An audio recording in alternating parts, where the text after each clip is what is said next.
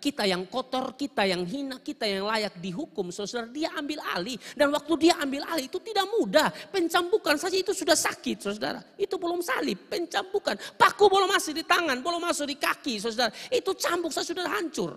Itu tidak mudah, saudara, tidak mudah. Saya berharap kita renungkan, mungkin sudah seperti hal yang biasa yang saudara tahu. Tapi tolong di rumah renungkan betapa Tuhan begitu baik. Adakah sahabat seperti Yesus yang rela memberi dirinya? Sahabat zaman sekarang tuh sahabat tidak benar. Sahabat putar balik. Saudara ada uang saja baru dia mau dengan saudara. Baru dia bilang saya setia dengan kamu. Saudara tidak ada apa-apa dia tinggalkan kamu. Yesus tinggalkan saya dan saudara tidak pernah. Bahkan dalam kejatuhan, keterpurukan sekalipun dia mengangkat kamu kembali. Saudara sekarang kuat berdiri. Makin hari makin luar biasa di dalam Tuhan. Dalam pelayanan-pelayanan tertentu. Kalau bukan Tuhan siapa? Amin. Aduh Tuhan luar biasa. Kasih tepuk tangan yang meriah buat Tuhan.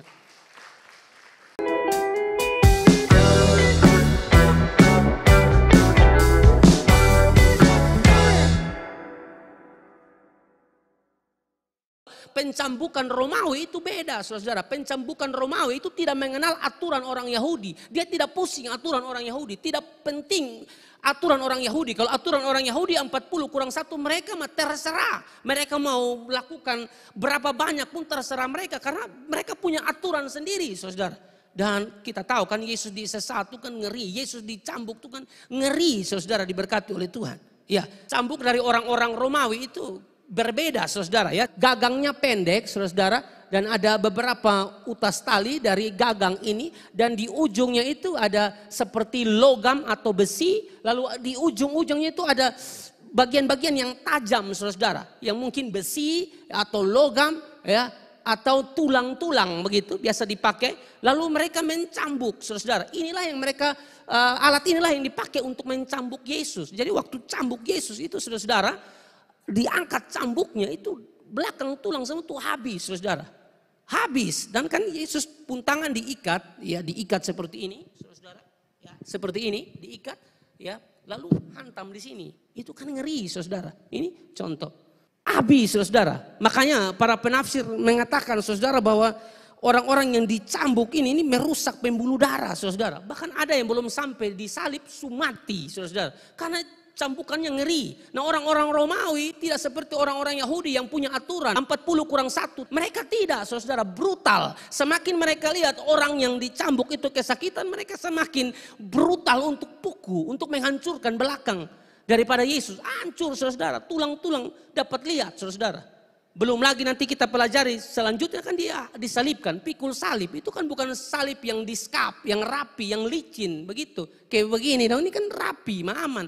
Itu luka-luka lah, pikul salib yang kasar, saudara. Mungkin ada tajam-tajamnya dari kayu tersebut yang tidak diskap dengan rapi. Lalu kena, kita nih kena apa benda kecil saja di tangan itu kan sudah sakit, saudara. Nah ini luka semua, saudara, harus pikul salib. Ini kan tidak mudah. Pencabukan Romawi itu ngeri, saudara. Sangat ngeri, saudara.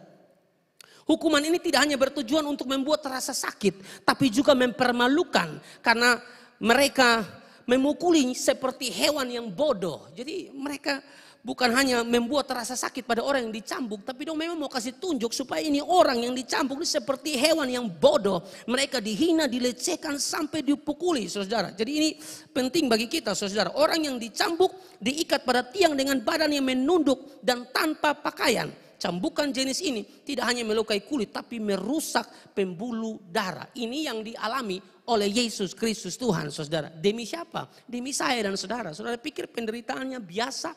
Aduh, penderitaannya luar biasa. Karena dia cinta saya dan saudara.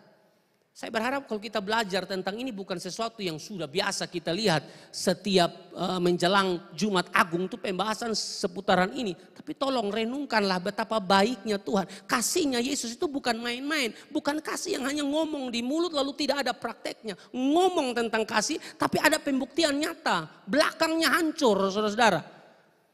Dihantam, disesah, dicambuk oleh orang-orang Romawi yang tidak punya aturan, brutal. Semakin dia lihat orang kesakitan, itu mereka semakin ngeri, brutal, mau hancurkan itu orang. Sama seperti binatang, saudara. Oh itu luar biasa ya, saudara. Penderitaan yang dialami oleh Yesus. Tapi saudara diberkati oleh Tuhan, apa yang dia alami oleh Yesus memang sudah dinubuatkan oleh Yesaya. Kan saya sudah bilang, tidak ada pribadi seperti Yesus. Ya, dia pribadi yang unik. Untuk hal apa saja sudah ada nubuatannya, saudara. Yesaya pasal yang ke-53 ayat 5 sampai ayat yang ke-7. Yesaya 53 ayat 5 sampai ayat yang ke-7.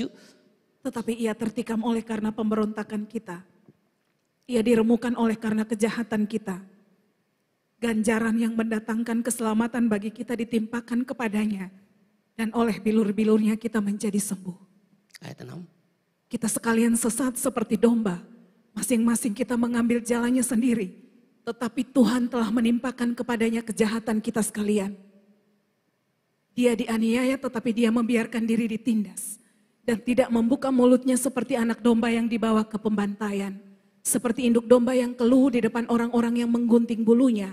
Ia tidak membuka mulutnya. Amin. Dia dihukum, disakiti untuk siapa?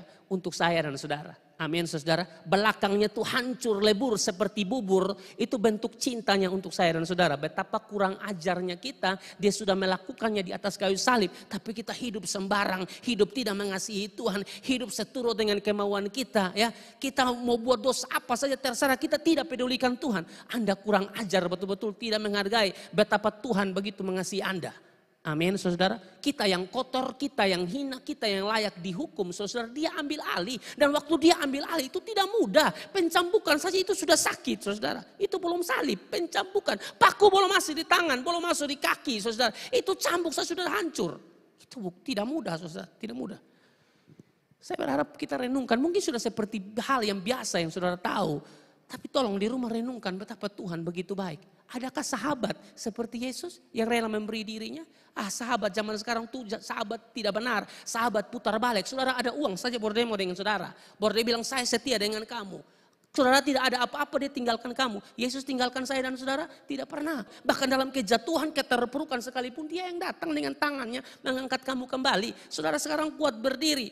Makin hari makin luar biasa di dalam Tuhan dalam pelayanan-pelayanan tertentu. Kalau bukan Tuhan siapa? Amin. Aduh Tuhan luar biasa. Kasih tepuk tangan yang meriah buat Tuhan. Jadi saya berharap di bagian yang kedua pelajaran tentang dia disesah atau dia dicambuk ini.